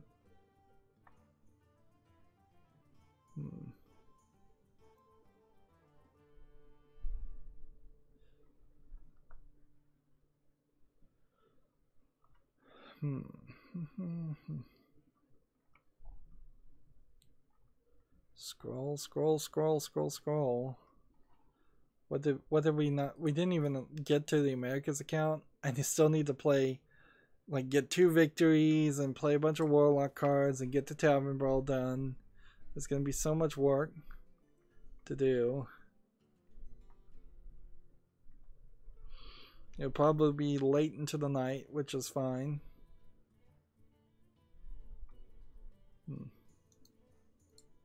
Now, I guess... Oh, yeah, I guess I really shouldn't do a post-show today. Sorry. Like, today is the best day ever to not do a post-show, so... Yeah, I don't think I am, because I have a ton of videos I need to upload. And I need that bandwidth that I'm uploading this stream on right now to see that that actually works and happens. YouTube's been messing up and just kind of freezing at a certain percentage of a video being uploaded, and then I come back hours later, it's still stuck at the exact same percentage and no error, nothing like that. Just it thinks it's still trying to do it and it's not working. Man, I am still scrolling down, and some of these things are like 11 hours ago, and I could have sworn I would have seen them. I think I've hit the point where I know I've seen everything, or if I haven't, it's probably too late.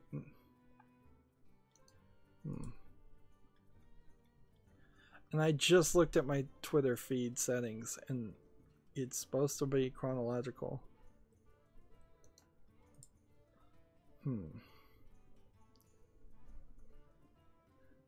Ken Levine retweeted the artistic rendering of Bioshock as a 2D fighter, which is an interesting thing. I'll retweet that. That's an interesting image or idea. There was some talk on the Bombcast this week about what the next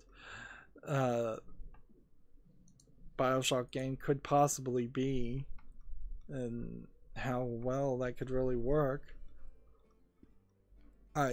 Even Twitter says you can't see any more footage, so we are done. Well, actually, I guess not quite yet, because 4 new tweets happened in the time I was scrolling down the Twitter.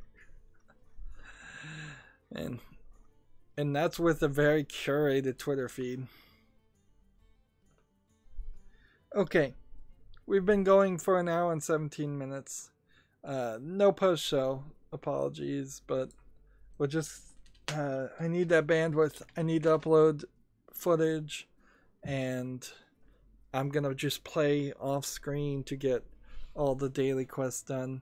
Let's see, we didn't even, like, we'll try and see if we can load into the Americas account real quickly, and see what the daily quests are. But yeah, both computer wise and bandwidth internet wise and physically wise, with my ear just being in pain, like I'm not doing too well today, so this would definitely be the right time. Let's see, this guy wanted to play me, so we'll play him off screen too. That's gonna be it for this stream. Apologies for it being 1 episode long. Apologies for it probably not being that interesting or energetic, and apologies for no post show. As always, I ask you to like, share, subscribe, comment, and watch every second of my videos. When you subscribe, please click the notification bell, even if you don't think you need to. If you want a friend or follow me on any social media sites, there's a bunch of links down below in the description box. And if you want to support me even further, friend me on Steam and gift me a game or a gift card. Thank you for watching. Have a good evening.